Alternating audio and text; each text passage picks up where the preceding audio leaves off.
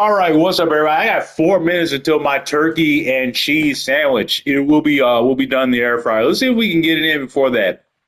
My mouth is watering while I say this. It's gonna be great. Plus, I burn it. I don't think I will. I get this on 5 minutes. It won't burn. It's not gonna burn. Donnie Dumbass is gonna burn. All right. Anyways, we can get burned. All right.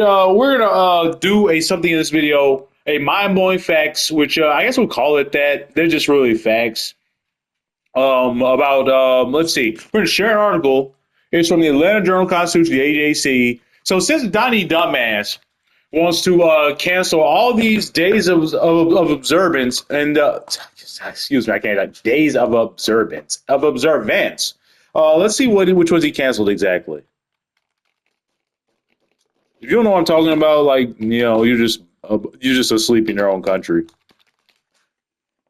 I know what to tell you. All right, here's from NBC. We're not going to make it in the 4 minutes. I can already assure you that. Now we're on other articles. Okay, here's what Donnie Dumbass did. Try to find the list. This week, the Defense Intelligence Agency ordered a pause of, why them? The Defense Intelligence Agency? A pause of all activities and events related to Martin Luther King Day, Black History Month, Juneteenth, LGBTQ Pride Month, Holocaust Remembrance Month, or Day, and other special services to comply with the President Trump's executive order, according to a memo obtained by NBC News. So since he wants to be fucking hateful and tries to erase everybody that's not fucking white, I'm going to share a article, 7 interesting Black history facts you likely didn't know. He can cancel observance. It's still Black History Month. He can suck my fucking dick. Fucking loser.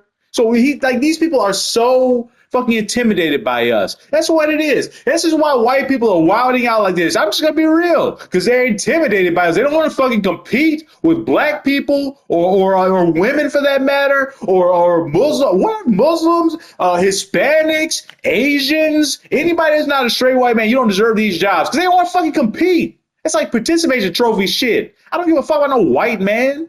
Man, motherfucker, if somebody's better than you, give them the job. White man. That shit doesn't impress. White skin doesn't impress me. You got to do something to impress me. And these people in this article did something. Like a lot of fucking losers. Like to talk shit, not doing a goddamn thing. All right, let's see. Although the first celebration of Black History Month was in 1970, there is still so much to learn about the achievements and contributions of Black Americans. We've contributed a lot. More than most races. We built this country. People like to talk about little fake quotes like middle class built America or like whatever you want to. No, slaves built America. Here are 7 facts I didn't know and you might not know either.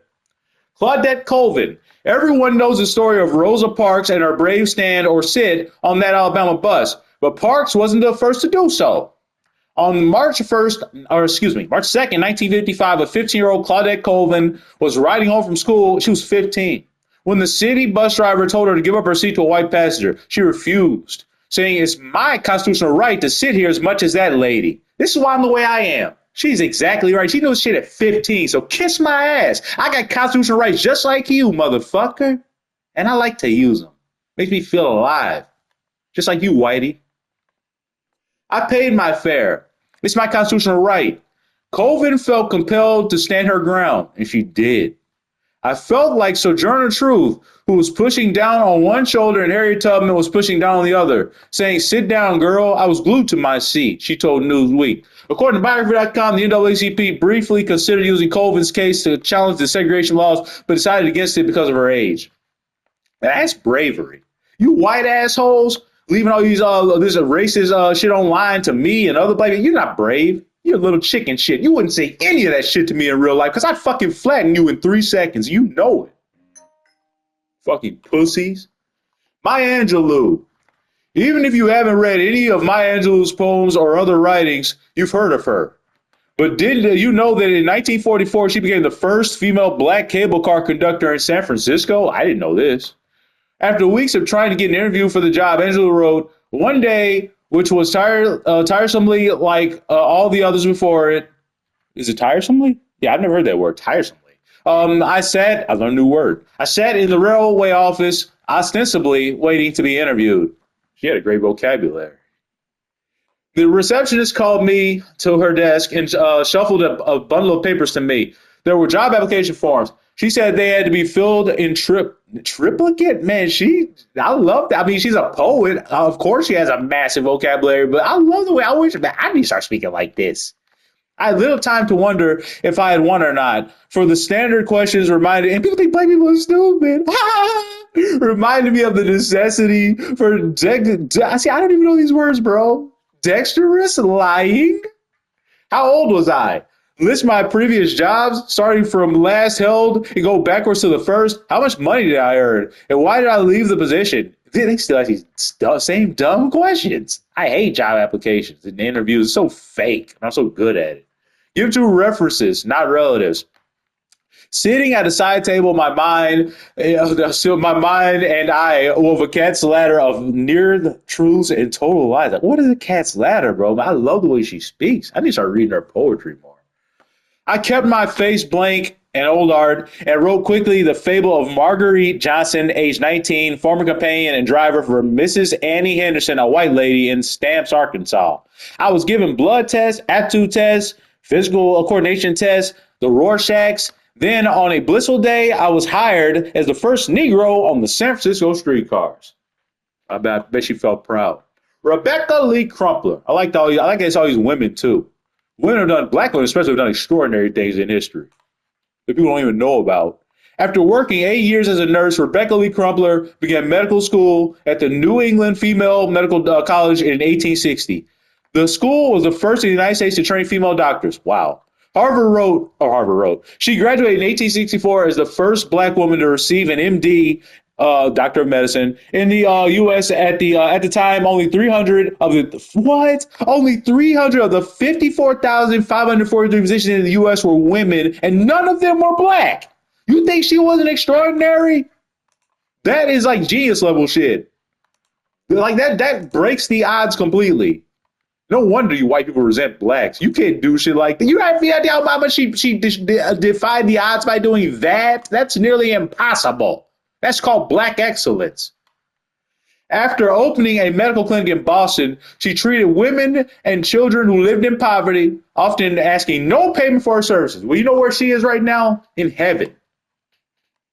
Blacks fought for the Union. By the end of the Civil War, about 179,000 black men served as soldiers in the U.S. Army, making up 10% of the total troops. You're welcome. An additional 19,000 served in the Navy, according to the National Archives. Nearly 40,000 black soldiers died over the course of the war. You're welcome. 30,000 got infectious disease. Black soldiers served in artillery and infantry and performed all non-combat support functions that sustained an army. Black carpenters, chaplains, cooks, guards, laborers, nurses, scouts, spies, steamboat pilots, surgeons, teamsters also contributed to the war cause. You're welcome. There were nearly 80 black commissioned officers. Black women fought for the Union. Black men fighting in the Civil War have been depicted in movies, but little has been said about black women. These women who couldn't formally join the Union served as nurses, spies, scouts, according to National Archives. I just like reading off these professions. I don't know why. The most famous was Harriet Tubman. Everybody knows who that is. She was a good one. Who scouted for the 2nd South Carolina Volunteers. Harriet Tubman was probably maybe the most brave black person to ever exist. Or Martin Luther King. Annie Turnbow Malone was one of the country's first black millionaires. All right. She started Poro Company, which made hair and beauty products for the black community. Reminds me of Madam C.J. Walker. Didn't she do hair makeup? She hired the young Sarah Breedlove as one of her, here she comes, as one of her door-to-door sales agents. I did not read this article before. No pre-read, baby. No pre-read cushion. You probably know Breedlove better as Madam C.J. Walker, who invented a line of African-American hair products. That's crazy.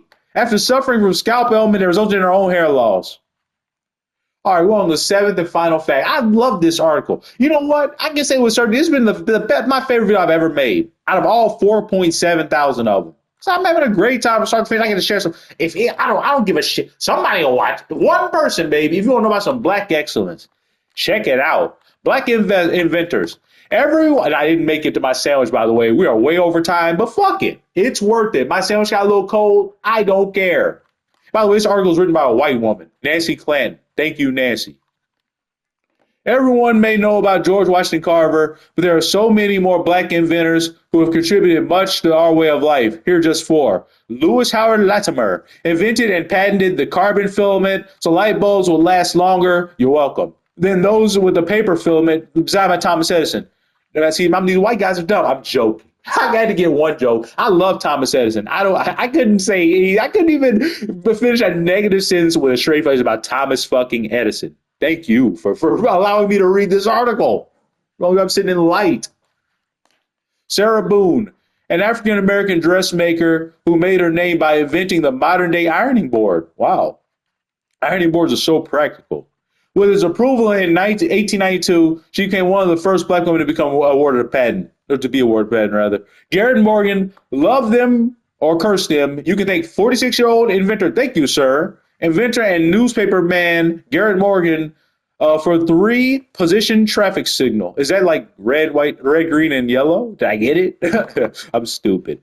Though Morgan was not the first traffic signal, the one had been installed in London in 1868. I wonder what it looked like. It like had to be like, well, no, it could have lights. 1800, they had lights. I thought it would be like what do you call it? Like lamps, yeah, well, like oil and whatnot. That would have been lights though. It was an important innovation nonetheless. But having a third position, I want to talk about street lamps. Like street lamps, I often think about what it would look like. Like you'd have like a lamp postman or whatever, like they'll light the lamps at night. Like that was a job. I think about what it was like when that guy lost his job to automation. Yeah, I'm being serious here. There would be a guy that would come by and light the lamppost at night with the oil or whatever. As soon as we got the light bulb, that guy's job went away. I wonder what happened to that guy. Probably died in abject poverty. All right. All right, anyways. Marie Van Britten Brown. Do you see what I'm saying, though? His job got automated by a fucking light bulb. And he died like you're going to when your job gets automated. If you don't fight back, which you won't. Docile American dogs. If you sleep better at night and when you're away from home because you have a security system, you should know it was invented by a black woman. Marie Van Britten Brown, great name, felt uneasy in her neighborhood and the police were unreliable. I can't believe that. So she took matters in her own hands and patented the modern home security system, Timeline wrote. Over 50 years later, the technology is installed in millions of homes and offices worldwide. All right, guys, that's it. I'll leave the link in the article, of course. That was crazy. I loved every fact. Every fact blew my mind. Thank you to these extraordinary black thinkers. And this world would not be the same without these people. And you should be thankful. And show them some fucking love in the comments. You should be very, very thankful, black people, we're brought to this country in whatever way. Because without us, this country would be shit. You probably would have just got overtaken by the Indians again anyways. This country is shit without us.